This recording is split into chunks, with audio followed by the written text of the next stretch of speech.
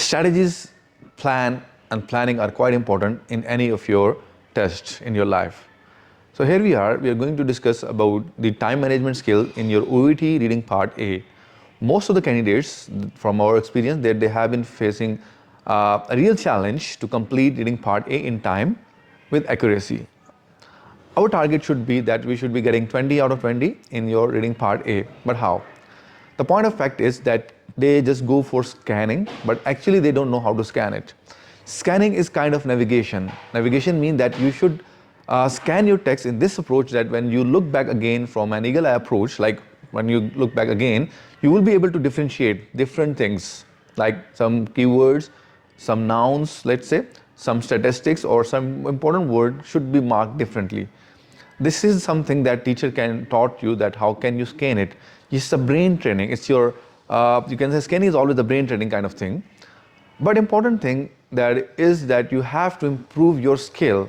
This part is the most important and compromised part of the training. Most of the teachers miss the speed reading skills. So how would you develop the skills? It's kind of game playing. You know, there are resources available over the internet like the A to Z.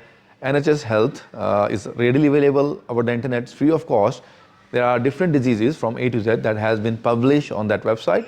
You can just play the game with your colleagues, like just give yourself 5 minutes time, read it quickly and discuss. Second thing is the memory. Now, memory that you should have a strong ability to retain the information for a period of time. If you would be able to retain the information, it would be quite easy for you to complete the text. So the first approach is to scan the text for 2 to 3 minutes time, like A to D, then start the question from 8 to 20. 8 to 20, why? People would ask you, why not from 1 to 7? The point is, in 8 to 20 question, we always be having, we can say keyword, a specific detail most of the time.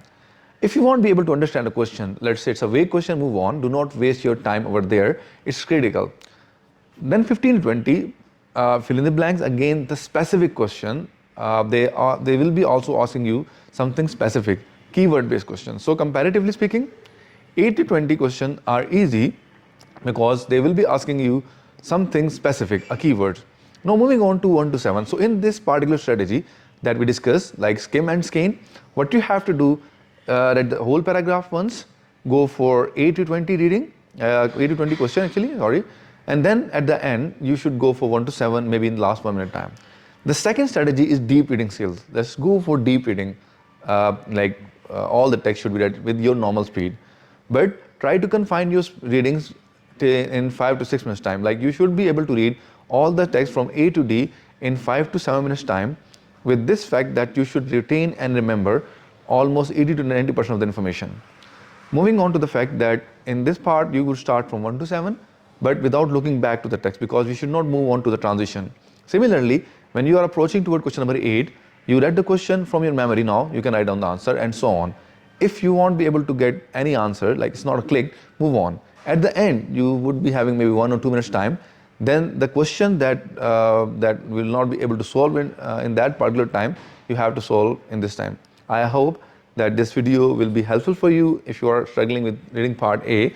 But importantly is to summarize 2 things that work on your speed reading skills, and second thing is your memory. Thank you very much.